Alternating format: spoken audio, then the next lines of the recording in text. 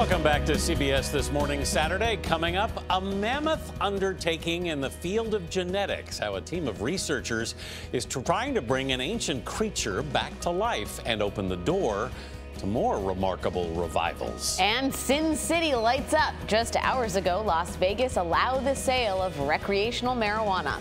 We'll look at how the city is preparing for the flood of new business and legal issues. That's ahead. But we start this half hour with large protests taking place in Hong Kong against the Chinese government. Today is the 20th anniversary of Britain's handover of its former colony to China at the end of a 99-year lease. Tracy's in Hong Kong this morning with more on how people there feel their freedoms are under threat.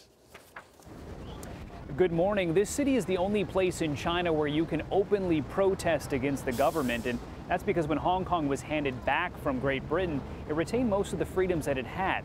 But now a lot of people here feel those freedoms are slipping away.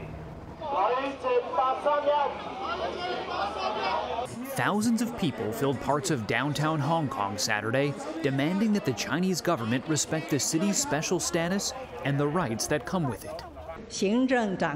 Much of the anger is directed at Chinese President Xi Jinping, who swore in Hong Kong's new chief executive today. Carrie Lam is widely seen as someone who will defer to Beijing.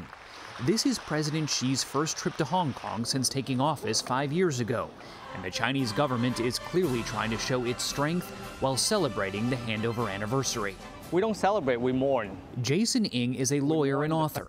He says Hong Kongers worry China is undermining the agreement it made when Britain returned the city in 1997.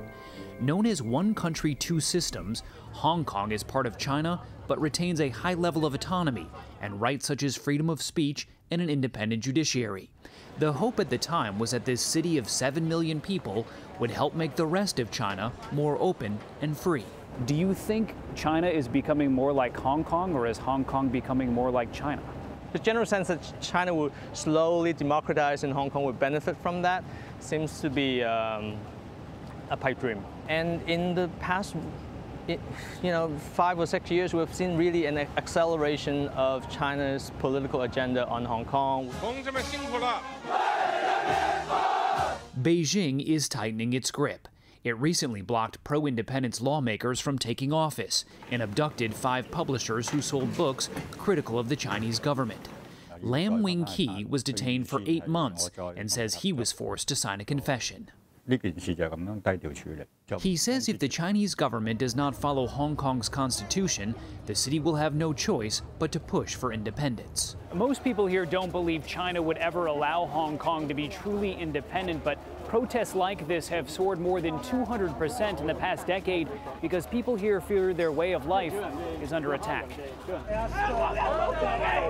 20-year-old activist Joshua Wong was arrested this week at a protest. He led opposition to so-called patriotic education in Hong Kong schools and was part of the massive protests that shut down large parts of the city in 2014.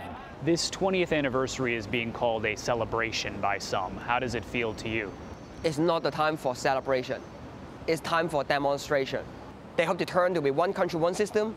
We hope to maintain democracy and ask for autonomy.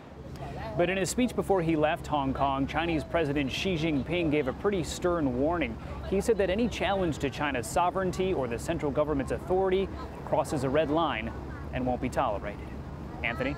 Tracy in Hong Kong. Thanks, Ben.